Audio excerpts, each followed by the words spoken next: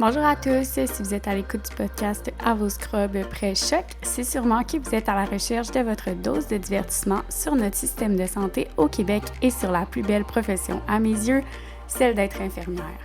Encore aujourd'hui, j'ai pu prouver la grande diversité d'options possibles pour s'épanouir au sein de la profession infirmière grâce à Patrick Raymond, un infirmier de la Croix-Rouge. Notre discussion a été vraiment intéressante, variée, mais surtout très complète parce que non seulement il a été infirmier sur des missions d'aide humanitaire avec plus d'un organisme, mais il est aussi maintenant rendu en haut de la pyramide au sein des équipes d'intervention avec son rôle de team leader pour la Croix-Rouge et il est encore actif sur des missions. Il connaît le fonctionnement de l'aide humanitaire comme le fond de sa poche et a plus de 20 ans d'expérience pour nous discuter du terrain.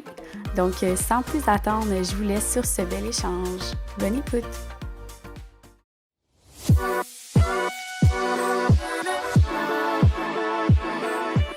Salut Patrick! Bonjour Ariane. Ça va bien? Ça va bien toi? Oui. Donc aujourd'hui, on est là pour discuter de ton métier comme infirmier pour la Croix-Rouge. Parle-moi un petit peu de ton parcours scolaire puis ton parcours de travail, à quoi ça ressemble? J'ai commencé au début comme ambulancier dans le début des années 90. Ça me rajeunit pas bien, mais bon. Au début des années 90 comme ambulancier en Ontario. Après ça, je suis venu au Québec. Puis j'ai commencé à travailler, puis j'avais commencé déjà à faire des démarches pour pouvoir aller à l'étranger, dans le monde humanitaire, puis je n'étais pas capable en fait de rentrer de percer le milieu. Fait que ce qui est arrivé, c'est que je me suis réinscrit au cégep. J'ai fait mon cours de soins dans le simple but de pouvoir faire des missions à l'étranger. OK. Puis de là, après ça, j'ai travaillé comme ambulancier et infirmier. Puis à un moment donné, là, j'ai fait le switch là, vers infirmier. J'ai travaillé à l'urgence, puis je suis monté dans le Grand Nord. Puis à partir de là, j'ai enchaîné des missions. Puis je suis revenu au Sud en 2010. J'ai passé 8 ans dans le Grand Nord. Mais à travers tout cet épisode-là, là, j'ai fait des missions là, avec, à l'époque avec Médecins du Monde, puis là avec la Croix-Rouge. OK. Fait que t'as essayé d'autres organismes que la Ouais, Croix-Rouge. ouais. Puis, mettons, si on met ça sur une échelle de degré d'intensité humanitaire, partant de comme une petite mission que tu fais de la santé communautaire à une grosse mission que tu vas, par exemple, sur des milieux de guerre ou quoi que ce soit, toi, ça se situe où ton expérience? Ben, en fait, j'ai commencé, c'est bizarre à dire, mais ce qui est reconnu par les organismes, quand on monte dans le Grand Nord, c'est considéré comme de l'international parce que tu changes, tu t'isoles complètement. C'est pas la même culture, c'est pas la même langue. Généralement, quand on va, mettons, chez les Inuits, par exemple, fait que c'est considéré humanitaire. Fait que quand tu perces le milieu humanitaire en ayant passé par le Nord, c'est comme si tu avais déjà fait la partie communautaire. OK. Fait que forcément, tu as l'opportunité d'aller vers quelque chose de plus intense, là. Fait que aujourd'hui, ben, avec la Croix-Rouge puis les formations qu'on a eues, là, ben, c'est surtout catastrophes naturelles, épidémies, camps de réfugiés, puis des milieux à conflits armés, là. Ouais, OK. Fait que tu as fait un peu de tout ça. ouais. Puis comment ça fonctionne quand tu te fais engager par la Croix-Rouge? Est-ce qu'il y a un nombre de temps minimum qu'il faut que tu travailles pour eux? Est-ce qu'il y a un nombre de temps en assignation? Le fonctionnement un petit peu, c'est comment? Ben, le fonctionnement, euh, en fait, je suis engagé par la Croix-Rouge, mais c'est comme sur un, c'est pas un poste en partiel, mais c'est sur appel. OK. Fait que le reste de mon temps, je le passe à l'urgence à Fleurimont, où je travaille. Puis quand il y a des urgences humanitaires, comme des catastrophes naturelles, des épidémies ou d'une guerre civile où il y a des besoins, ben là, il y a un appel qui est lancé à travers tous les délégués de la Croix-Rouge canadienne, selon les profils de poste, à savoir si on est disponible à partir ou pas. OK. Fait que tu n'as pas d'obligation de travailler pour eux un certain temps pour être engagé. Ben, il n'y a pas d'obligation, mais quand tu passes à travers les semaines de formation, c'est des semaines intensives, c'est beaucoup de temps, c'est beaucoup d'implication, là. C'est beaucoup d'engagement, fait que c'est difficile. Une fois que tu as passé au travers, tu sais que tu veux faire ça. Fait que généralement, les gens, quand ils essayent de se mettre disponibles pour partir en déploiement, là. OK. Parce qu'il faut que tu passes tout le processus, puis le processus est exhaustif, là. C'est combien de temps environ tout le processus? Ben, en fait, il faut t'appliquer à la Croix-Rouge canadienne aux opérations internationales. Là, il y a un panel de sélection qui vont sélectionner les candidats selon les besoins. Une fois que tu es sélectionné, une fois par année, il y a des formations. Puis les formations, c'est une semaine chaque. Puis ils déplacent tous les gens du Canada à un endroit. Puis les formations, là, c'est intensif. Là, c'est tôt le matin jusqu'à tard le soir. OK. Puis après cette semaine-là, tu peux La, partir en mission la humanitaire. première semaine, c'est vraiment c'est quoi le mouvement de la Croix-Rouge, OK. comment que ça fonctionne. En fait, c'est quoi la Croix-Rouge. Il explique tout. Après, c'est la deuxième partie. C'est fait en forme d'atelier, en forme de training. C'est super intéressant. C'est très, très, très bien monté. Une fois que cette semaine-là est faite, tu as passé tes évaluations. L'année d'après, tu as un autre training. Puis lui, c'est un training qui est très intensif. Là, ça s'appelle l'Emergency Response Unit. Et là, il déploie l'hôpital de campagne.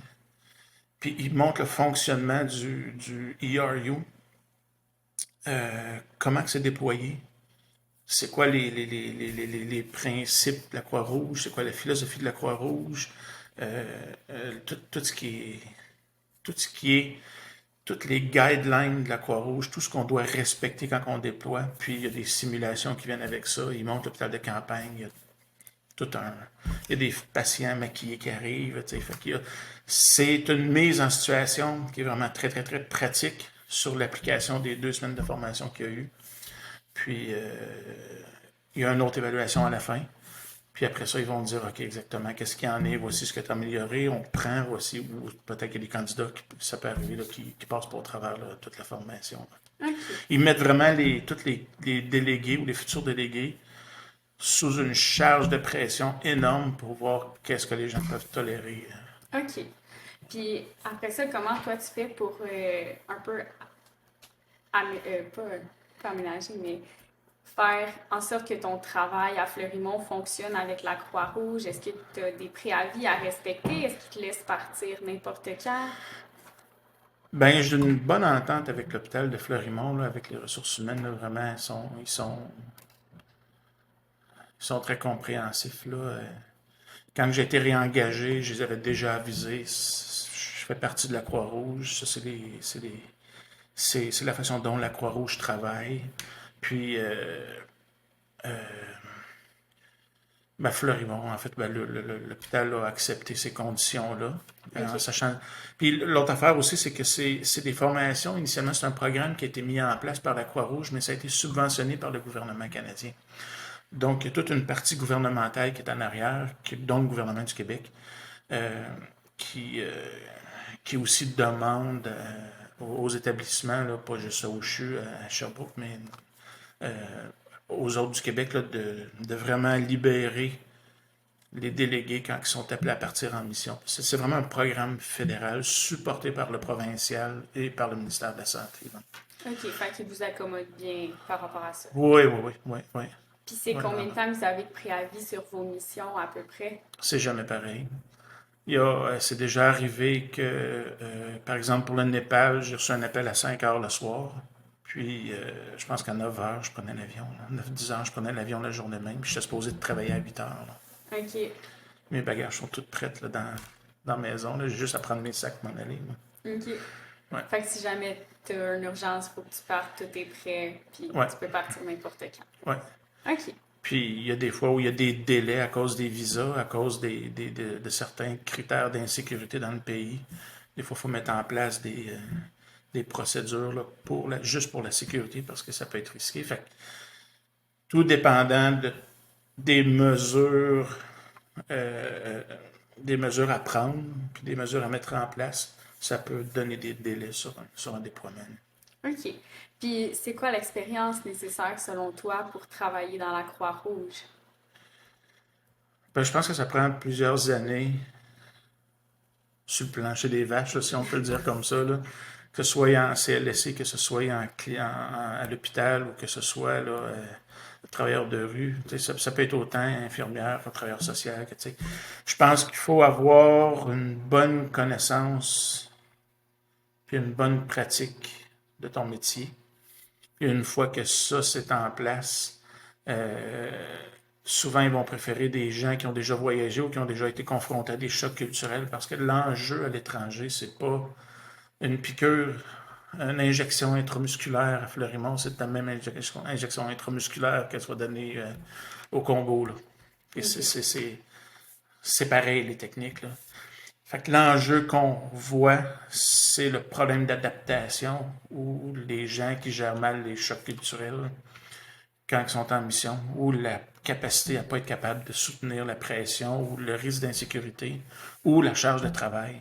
Tu sais, c'est pas des techniques, des connaissances médicales qui sont, qui sont l'enjeu. Fait qu'il faut avoir Mais baigné dans un milieu un peu en difficulté si on veut. pas nécessairement en difficulté, mais il faut avoir été mis au moins en contact avec c'est quoi un choc culturel, il faut l'avoir vécu. Ça prend un minimum d'expérience à l'étranger. Il faut avoir la fibre de l'adrénaline, du risque, puis euh, ouais.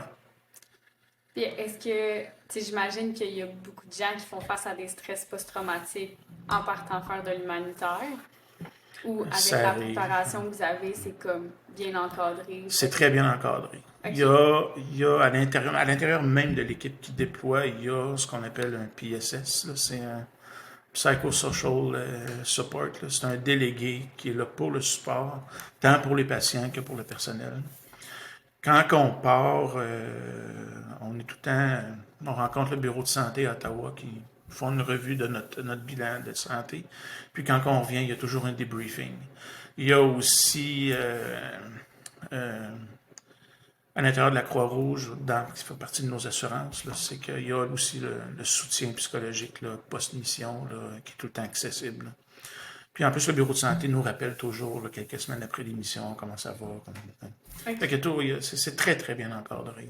Là. OK. Ils ont mis en place vraiment des mesures là, pour suivre les délégués pour être sûr qu'ils reviennent, qu'ils Ouais. retournent en mission après.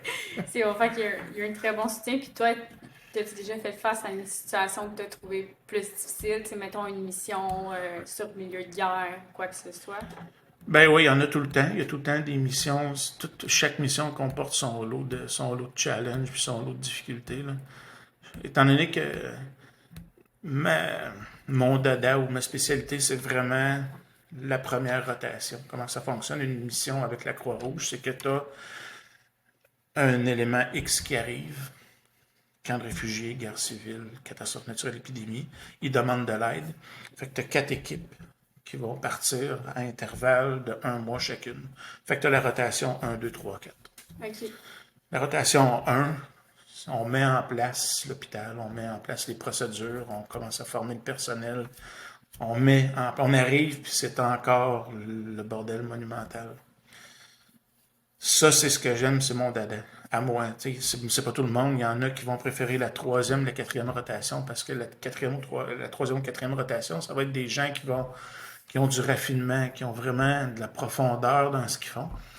Fait qu'ils vont venir pas fermer la mission, mais ils vont souvent s'assurer que tout ce qui a été fait pendant les 3 mois a été bien fait. Puis, ils vont reprendre un peu le travail, ils vont réévaluer ce qu'on a fait, puis ils vont venir s'assurer que tout est vraiment bien monté. Puis après ça, ils vont faire la passation officielle aux gens locaux de tout ce qu'on a amené. OK. Fait que moi, mon dada, c'est vraiment le bordel du début. Là. OK. Fait que c'est tout le temps des challenges. C'est tout le temps. Il y a tout le temps. Il y a tout le temps quelque chose qui se passe. OK. Il y a tout le temps des challenges. Fait que de comment tu me parles, j'ai l'impression que toi, t'es vraiment plus côté organisationnel. Est-ce que je me trompe? Non. Exact. Fait que toi, quand t'arrives là-bas, tu t'occupes vraiment juste de la gestion. Est-ce que ça arrive des fois que t'ailles sur le plancher comme infirmier ou pas du tout? Ça peut arriver que j'aille donner un coup de main. La dernière mission au Mozambique, je suis allé donner un coup de main sur un accouchement sur un bébé qui allait pas bien. Ils m'ont demandé d'aller y installer une poivonneuse. OK. Fait que je suis allé le faire. C'est dans des contextes précis. OK. Mais mon rôle, c'est ce qu'on appelle team leader. Team leader, c'est lui qui est en charge de toute l'équipe OK. du ERU, de l'hôpital de campagne. Puis ça comprend, en général, si tu as une petite équipe, ça peut être une petite équipe de 4-5. Quand c'est très, très, très précis comme travail, jusqu'à 400-500. Quand c'est une équipe complète. Tu as ce qu'il appelle le team leader qui va gérer l'équipe qui se rapporte à Genève et qui se rapporte au Canada. C'est quasiment militaire, les structures, là, les chaînes de communication up and down, ça va jamais de gauche à droite parce que l'information se perd. Ouais. Puis, c'est ça, c'est excessivement structuré. On est excessivement structuré, puis on rentre dans un bordel. Souvent, on se module, on change, on joue avec les positions. Puis en dessous de lui, tu as un chef médecin, tu as un chef infirmière, tu as une chef admin qui s'occupe de tout le côté de paperasse, parce qu'il y a beaucoup de contrats signés, il y a des profils de poste à établir, il y a de la gestion d'horaire, il y a un admin. Ouais. Il y a quelqu'un qui s'occupe des finances. Il y a quelqu'un qui s'occupe de la sécurité. Parce qu'il y a beaucoup de gens, il y a des enjeux de vol, il y a des enjeux de toutes sortes, selon le contexte. Là. Il y a un logisticien. Il y a un medlog, qui est un pharmacien, parce qu'on traîne une énorme pharmacie. Il y a environ, je dirais, 8 à 9 leads. Ça, c'est ta ligne de management. OK. En dessous de ça, tu as l'équipe de chirurgie, l'équipe d'urgence, tu as, en termes de médecins, on entraîne des gynécologues, on traîne des fois des gens qui font de l'ortho, on traîne des fois des chirurgiens, des généralistes. Après ça, il y a l'équipe d'infirmières, qui est gérée par une infirmière. Puis après ça, quand on parle d'admin, de finances, tout ça, aussi, eux, ils engagent aussi des gens. OK. La façon dont la Croix-Rouge travaille, puis ça c'est spécifique à la Croix-Rouge, c'est quand on arrive dans un pays, on s'allie à ce qu'on appelle, je ne sais pas en quoi en français le terme, mais c'est un counterpart. Ça veut dire que c'est quelqu'un de la Croix-Rouge locale qui nous suit 24 heures par jour pour apprendre notre travail. OK. Ce qui fait que cette personne-là, quand nous on part, au bout de 2, 3, 4 mois, c'est eux qui nous remplacent. OK. Fait qu'ils nous suivent constamment. Puis après, toute la ligne de délégués qui est sur le plancher, les infirmières, les médecins, les techniciens, j'ai pas dit tantôt le lead tech. Le lead tech, c'est super important. C'est un gars, c'est le constructeur du Québec. OK. C'est une blague, là, mais je dis, c'est le constructeur qui est super bon en plomberie, en menuiserie, en électricité, peu importe. OK. Le gars, il fait tout de ses mains. Mais lui, il est capable de gérer tout ce qui est les groupes électrogènes, l'assainissement des eaux, les tentes qui brisent, la mécanique, c'est sur les voitures. Puis lui, il a souvent la première rotation spécifiquement parce qu'on bâtit tout. Il y a jusqu'à 15 techniciens qui viennent de l'étranger pour monter toutes nos affaires. OK. Il faut creuser des latrines. Il y a beaucoup à faire. Tu as un lead dans chaque secteur. Fait que le monde médical, dans une mission, c'est ce qui est le plus glamour que le monde dit, mais on n'est rien comparativement à cette gang-là qui est tout aussi essentielle que nous autres. Fait que... Puis là, on engage tous les locaux avec. OK. Fait qu'il y a tellement de monde que quand que je me mets à gérer tout ça, j'ai pas le temps d'aller faire du plancher. Là. OK. Mais il reste qu'en bout de ligne, je veux dire, il y a tellement de monde dans cette mission-là là, que c'est vraiment important que les gens qui sont dans l'équipe de management se concentrent vraiment sur leur spécialité. Puis toi, c'était laquelle, ta spécialité à toi? Moi, je suis team leader en haut. En haut de... Ouais, c'est ça. C'est ça. Fait que toi, t'as ton équipe de premier que tu disais... L'équipe de management. Ouais.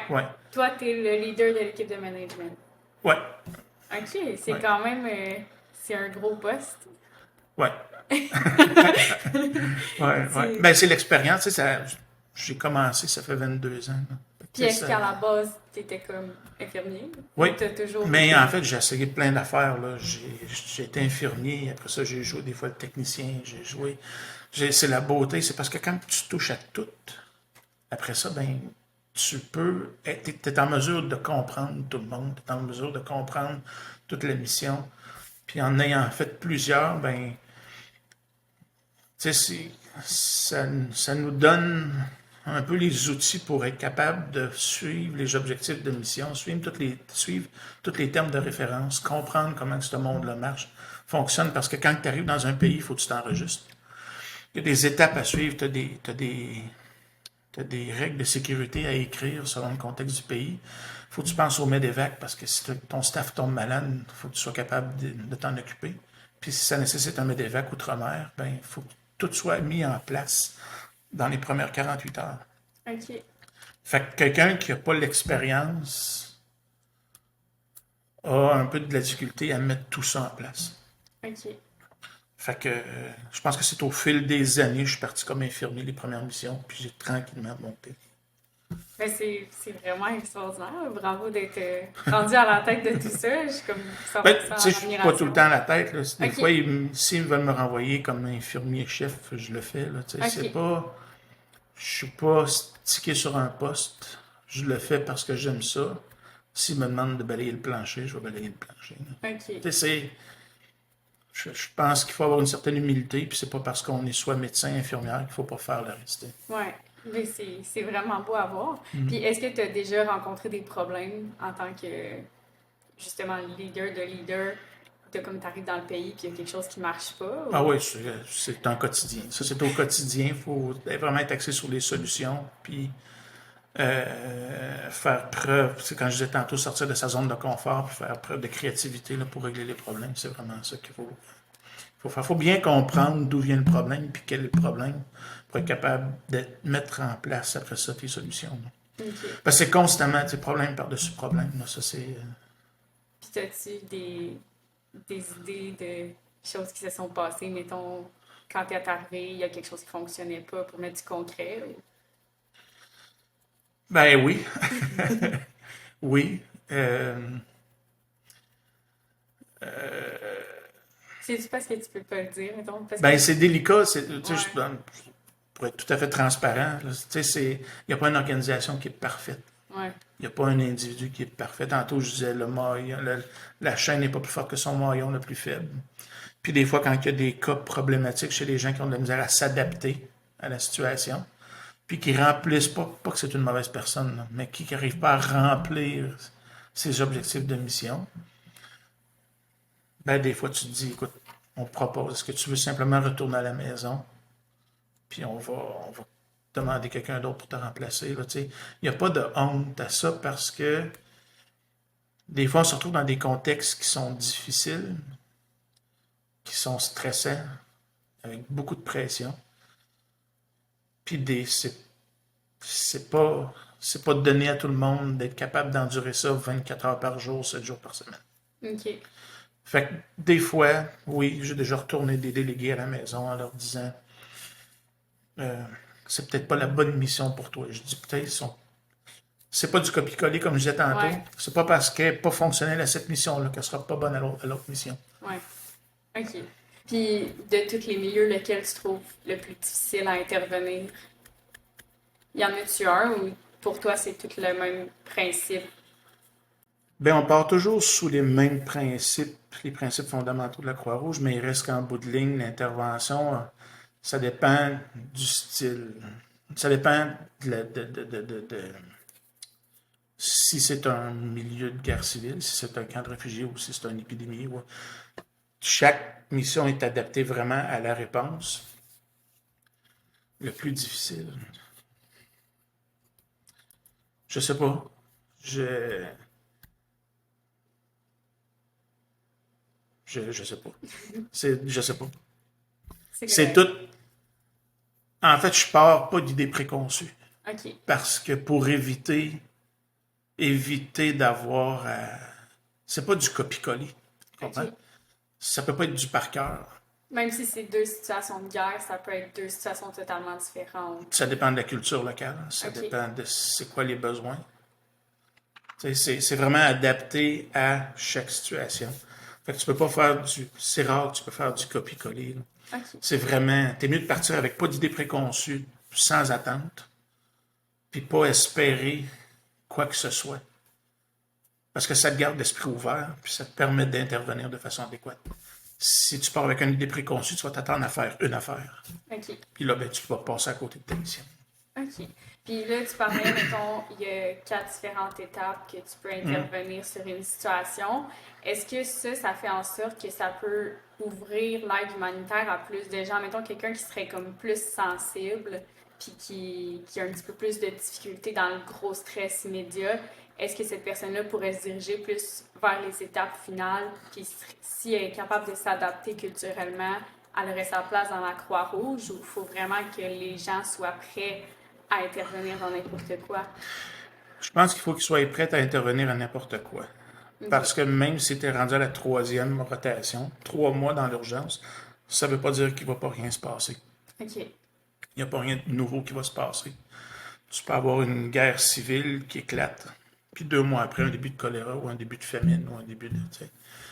Il y a tout le temps des conséquences qui arrivent. Les conséquences arrivent dans le temps. OK. Puis ça, on ne peut pas tout le temps les prévoir. Il faut toujours que tu sois prêt. OK. Ceci étant dit, la beauté, quand on part en groupe, c'est la force de l'équipe. La mission ne repose jamais sur un individu, ça repose sur une équipe. La chaîne n'est pas plus forte que son maillon le plus faible. Fait qu'on travaille tout ensemble. Les équipes se soutiennent habituellement très très bien. Puis je pense que la force de la Croix-Rouge, c'est que peu importe que tu sois canadien, norvégien, japonais, allemand, on a toute la même formation parce qu'elle est universelle. OK. Le matériel est sensiblement universel, puis la façon de travailler est universelle. OK. Ça crée des liens. Ce qui fait que les gens, quand il y a quelqu'un qui a plus de difficultés, ben on fait partie d'une équipe. Fait que ces gens-là sont supportés, puis ça y va tout seul. Là. Les gens travaillent tout le temps ensemble. T'es jamais tout seul en mission. Là. OK. Puis, qu'est-ce que ça prend, selon toi, à une personne pour pouvoir partir en mission comme qualité d'infirmière ou... De l'ouverture, OK. beaucoup d'ouverture, de la flexibilité dans ta façon d'être puis dans ta façon de travailler, puis de la résilience. OK. Puis, tantôt, tu disais, faut que tu sois capable de donner des piqûres, faire des techniques ou quoi que ce soit, mais est-ce qu'il y a des techniques que tu ferais pas ici, mettons, à l'hôpital de Sherbrooke, parce qu'il y a des médecins que tu pratiques quand tu es sur l'aide humanitaire, ou il y a des médecins qui sont là pour ça? C'est quoi l'équipe qui est présente sur place? Si on parle d'un hôpital standard, ça veut dire un hôpital avec Il y a beaucoup d'anglicisme là, dans ce monde-là parce que c'est international. Fait que l'anglais est la langue de prédilection. Là. Fait que vous excuserez mes anglicismes. Mais quand on parle de ward ou département, un ward, là, c'est où ce qu'on met c'est un département standard. Là. Ben, il y a ça, il y a un bloc opératoire, il y a une maternité, il y a des salles d'accouchement, il y a une buanderie, il y a une salle de stérilisation, il y a une urgence, il y a une pharmacie, il y a tout. Il y a une équipe pour le Watson, qui est l'assainissement des eaux pour l'hôpital. Il y a tout un groupe de techniciens. Fait qu'il y a des médecins, il y a des chirurgiens, il y a des anesthésistes, il y a des infirmières de première ligne, il y a des infirmières praticiennes des fois, il y a des cliniciennes, il y a de tout. OK. De tout. Mais il faut que tu sortes de ta zone de confort. Ça se peut que le technicien, si ça se met à mal aller, ben, il va sortir de sa zone de confort puis il va faire des techniques qu'il n'a peut-être pas l'habitude de faire au Québec. OK. Mais il reste qu'en bout de ligne, il faut que la personne soit confortable de le faire. Il n'y a personne qui est forcé à faire quelque chose qu'il ne veut pas. Là. OK. Et si la personne veut faire des points, ben, d'apprendre à faire des points de suture, ben, il y a quelqu'un qui va sûrement pouvoir y montrer, par exemple. Ça, c'est une chose. Là. Ça peut arriver. Mais en général, on suit les guidelines, les protocoles du pays. OK. On travaille souvent avec les protocoles qui sont dans le pays. On arrime ça avec les protocoles de la Croix-Rouge, puis tout ce qui est protocole international qui sont demandés par l'Organisation mondiale de la santé. Là. OK. Fait qu'il y a toujours des médecins sur place. Ben, presque toujours, oui. Ça peut arriver qu'il y ait des déploiements où ça peut être juste une intervention communautaire. Il n'y aura peut-être pas nécessairement de médecin. Des fois, il peut y en avoir un médecin en santé publique, par exemple. Puis toi, mettons, tu arrives là-bas, il y a une épidémie, tu pars de rien. Puis comment ça fonctionne? Dans le fond, tu bâtis un hôpital, puis tu trouves du personnel pour que quand la mission va être finie, ils vont être encadrés, ou c'est juste comme temporaire ce que vous bâtissez? C'est généralement temporaire. C'est très temporaire. Le fonctionnement de la Croix-Rouge, là, c'est quand même spécifique à la Croix-Rouge. Tu as je pense que ça va répondre à beaucoup de tes questions, puis c'est quand même intéressant cette partie-là. Il arrive une catastrophe naturelle, on va dire tremblement de terre au Népal, tremblement de terre en Haïti, peu importe, tremblement de terre. Le pays est débordé, n'arrive pas à répondre à la demande, ils n'ont plus les infrastructures pour la demande, fait qu'ils vont faire une demande d'aide internationale. Souvent, dans les autres pays, la Croix-Rouge est quand même très, très, très présente, très active. C'est souvent un organisme vers lesquels les gouvernements se retournent. Fait qu'une fois que la demande est faite, demande d'aide internationale, ce qui va arriver, c'est que cette demande-là va passer par la Croix-Rouge, va s'en aller directement à Genève. De Genève répond, ils vont dire, OK, c'est bon, on va envoyer quelqu'un pour évaluer qu'est-ce qui se passe sur le terrain. Dans le monde, il y a des gens qui sont prépositionnés à répondre à ces demandes-là, d'évaluation rapide. Fait qu'eux, en dedans de quelques heures, ils sont souvent rendus sur le terrain, puis en dedans de 24 heures, souvent, il y a un premier rapport qui est pondu, puis qui vont dire, OK, on a besoin de tant d'équipes médicales, tant d'équipes de distribution, tant d'équipes d'assainissement des eaux, par exemple. Fait que là, ce qui va arriver, c'est qu'une fois que ça c'est fait, ce rapport-là s'en va à Genève, et Genève vont dire, OK, c'est beau. Combien d'équipes, combien de pays à travers le monde ont des équipes médicales prêtes à partir? Fait que ce qui va arriver, c'est que le Canada, Genève va se dire, OK, c'est beau, il y a le Canada, il y a les Allemands, il y a les Norvégiens, les Finlandais, les Japonais, il y a les Français. C'est toutes des Croix-Rouges nationales qui ont des équipes, ils ont du personnel, ils ont souvent l'argent, puis ils ont le matériel pour répondre. Fait que le Canada va flaguer, puis ils vont dire, OK, nous, on peut déployer, on a le personnel, l'argent, puis le matériel. Là, ça, c'est envoyé sur le terrain. Une fois que ça s'est accepté, ben, on se déploie, nous, à travers le Canada, puis on part. OK. Fait que c'est une grosse machine, mais une fois qu'elle est partie, les gens ne dorment quasiment plus, puis ça part. OK. Ça se met à rouler, puis on a, nous, la Croix canadienne, je pense qu'ils ont 6 hôpitaux de campagne, 4 ou 6 hôpitaux de campagne là, dans des entrepôts à Toronto. Fait que, mettons, quand tu pars, tu gardes ton rôle d'infirmier, mais tu le fais dans un autre pays selon leur protocole, puis commencer. Oui, on est là en soutien. Une fois qu'on arrive là-bas, après ça, il y a une équipe de délégués, là, ça peut être tout canadien ou un mix avec les Norvégiens ou les Français, ou peu importe. On débarque sur le terrain. Il y a plusieurs infirmières qui sont là. Ces infirmières-là, ils vont arriver puis servir à dire, ils vont servir à tout mettre en place. On va engager, nous, du staff là-bas. C'est souvent du staff du gouvernement ou du staff de la Croix-Rouge. Ils viennent travailler dans nos infrastructures. On travaille avec eux autres. Fait qu'il y a tout un mélange puis un partage de connaissances. Fait qu'on apprend autant qu'on enseigne. OK. Fait que c'est ça qui est le fun. Les gens travaillent, tout le monde travaille ensemble. Puis tantôt, tu parlais de ressources, mettons, que vous allez apporter avec vous sur le terrain. Ça veut dire que vous n'êtes pas dans un pays défavorisé avec aucun matériel, aucune ressource. Vous arrivez avec des choses que vous êtes habitués de travailler. Ouais. Puis que, dans le fond, ça va être là pour aider. Là. Vous n'êtes pas les mains vides à essayer de trouver quelque chose pour faire des pansements.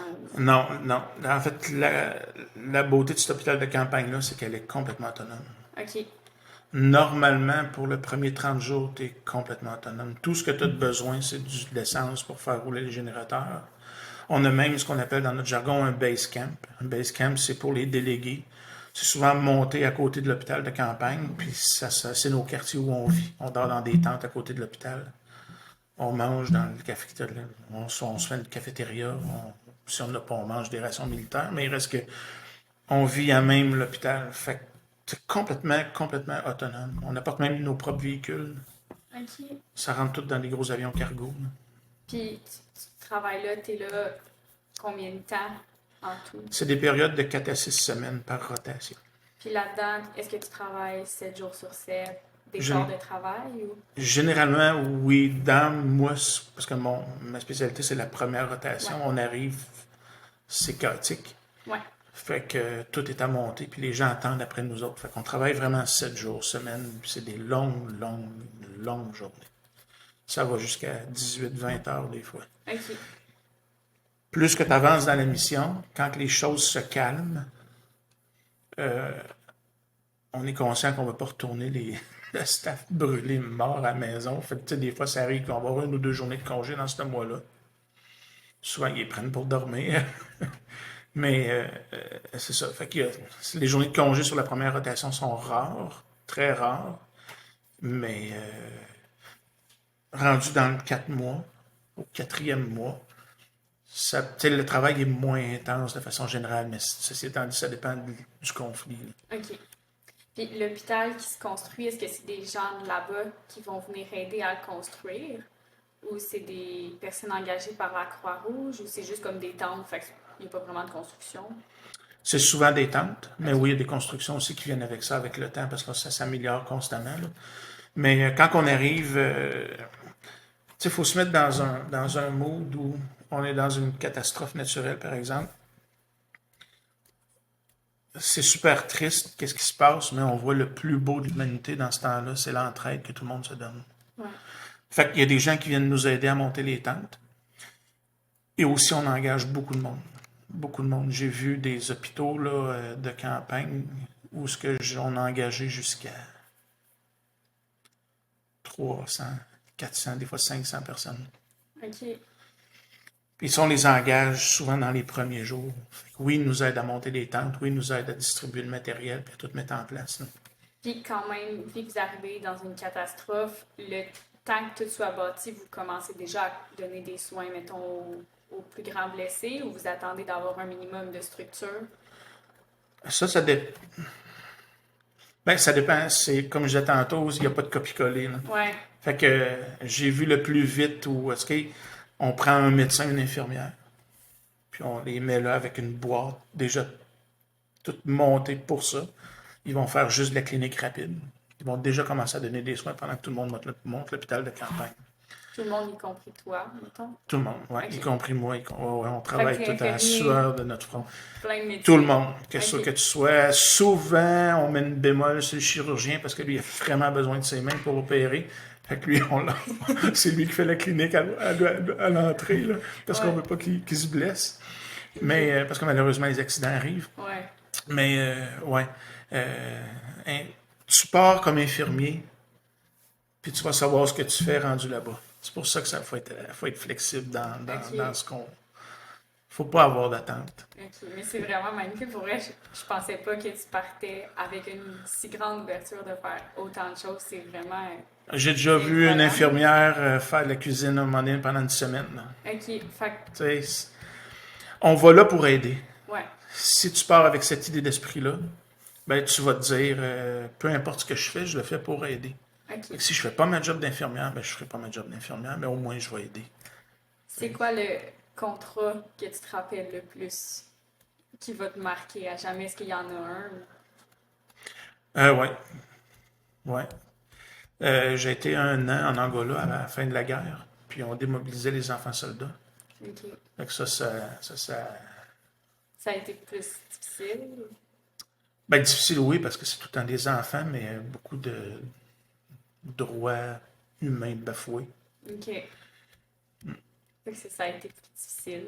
Ouais, mais c'était en bout de ligne une des plus belles missions. Est-ce que tu dirais que les plus difficiles vont souvent être les plus belles au final? Ou pas dans tous les cas? Pas dans tous les cas. Parce que des fois, tu es à la merci des. La dernière fois que je suis allé en Haïti, on était un peu à la merci des roadblocks puis du manque d'essence, puis du fait qu'il y avait tellement d'insécurité dans le pays. C'était il y a 1 an. Il y avait tellement d'insécurité dans le pays que tu peux pas te déplacer. C'est trop dangereux, tu peux pas aller travailler parce qu'il faut que tu prennes la route, tu peux pas aller travailler parce qu'il n'y a plus de gaz dans le pays. On est obligé de couper les générateurs au minimum. Fait que, tu sais, ça c'est dur parce qu'on va là pour travailler, on va là pour accomplir quelque chose.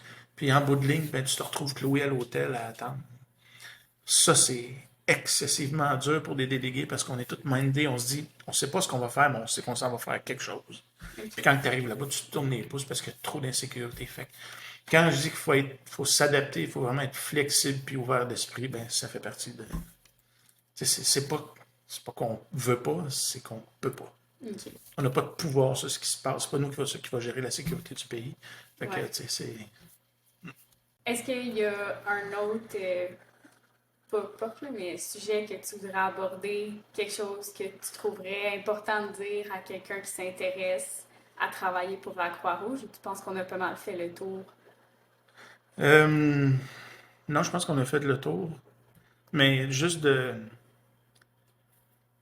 Ceux qui veulent rendre... C'est super le fun, c'est super gratifiant. Là. C'est excessivement gratifiant parce que on... ce qu'on fait, c'est tangible.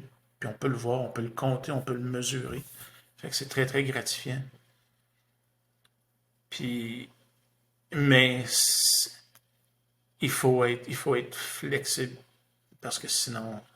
Faut que tu sois capable de sortir de ta zone de confort. Ça fonctionnera pas.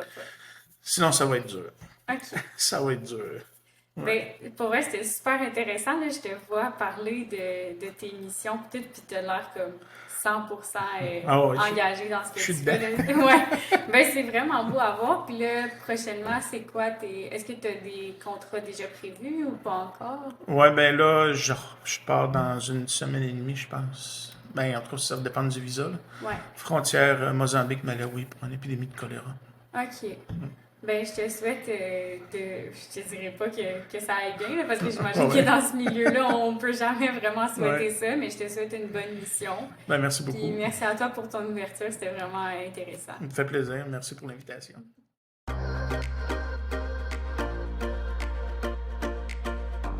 C'est ce qui concluait l'épisode sur l'aide humanitaire avec Patrick Raymond. J'espère que, comme moi, vous avez été fascinés du rôle des infirmiers et du fonctionnement des organismes d'aide humanitaire. Si vous vous êtes rendu jusqu'à la fin du podcast, ça veut dire que vous portez de l'intérêt à mon podcast et je vous en remercie.